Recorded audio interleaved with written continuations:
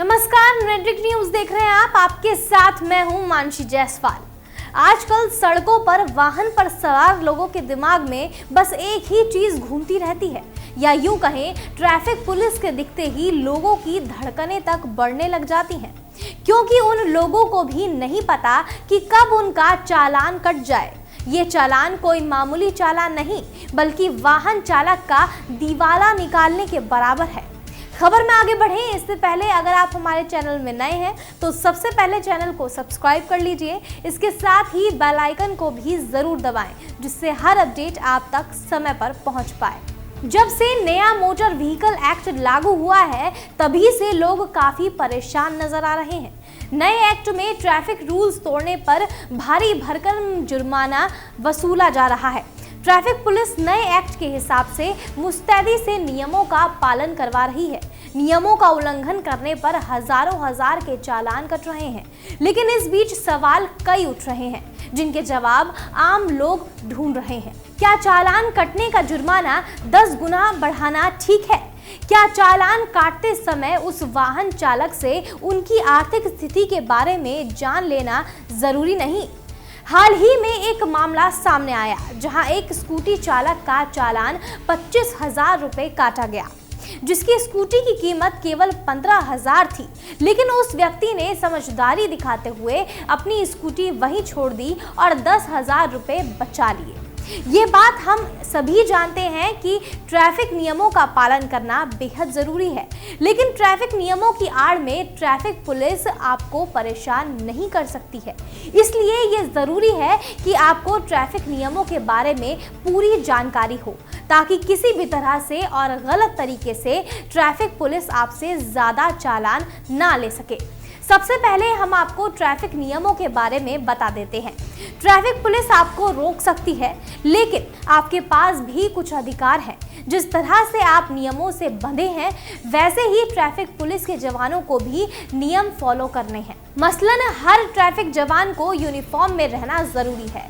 Uniform पर buckle, number और उसका नाम होना चाहिए। अगर ये दोनों ट्रैफिक पुलिस के पास नहीं है, तो आप उससे पहचान पत्र दिखाने को कह सकते हैं। अगर ट्रैफिक पुलिस अपना पहचान पत्र दिखाने से मना करता है, तो आप अपनी गाड़ी के दस्तावेज उसे ना दें। इस तरह से आप किसी भी तरह के फ्रॉड से बच सकते हैं। दूसरी सबसे अहम बात यह है कि जिस ट्रैफिक पुलिस ने आपको रोका है, उसके पास चालान बुक या ई चालान होना चाहिए। इसके बिना वो नियमानुसार चालान नहीं काट सकते।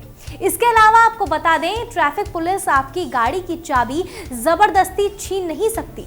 अगर आपकी गाड़ी सड़क के किनारे खड़ी है, तो क्रेन्स उसे तब तक नहीं उठा सकती जब तक आप गाड़ी के अंदर बैठे हो। आपकी गाड़ी गलत तरीके और गलत जगह पर पार्क है, तभी गाड़ी उठाई जा सकती है। अगर ट्रैफिक नियमों को तोड़ने पर ट्रैफिक पुलिस आपको हिरासत में लेती है, तो हिरासत में लेने के 24 घंटों के भीतर मजिस्ट्रेट के सामने पेश करना उन्हें जरूरी है। अगर आपको ट्रैफिक पुलिस परेशान या प्रताड़ित कर रही है, तो संबंधित पुलिस थाने में इसकी शिकायत भी की जा सकती है। कहीं ना कहीं लोग इन नियमों को तो फॉलो कर ही रहे हैं, बावजूद इसके आम जनता इन भारी भरकम चालान के खिलाफ अपने गुस्से को रोक नहीं पा रही है।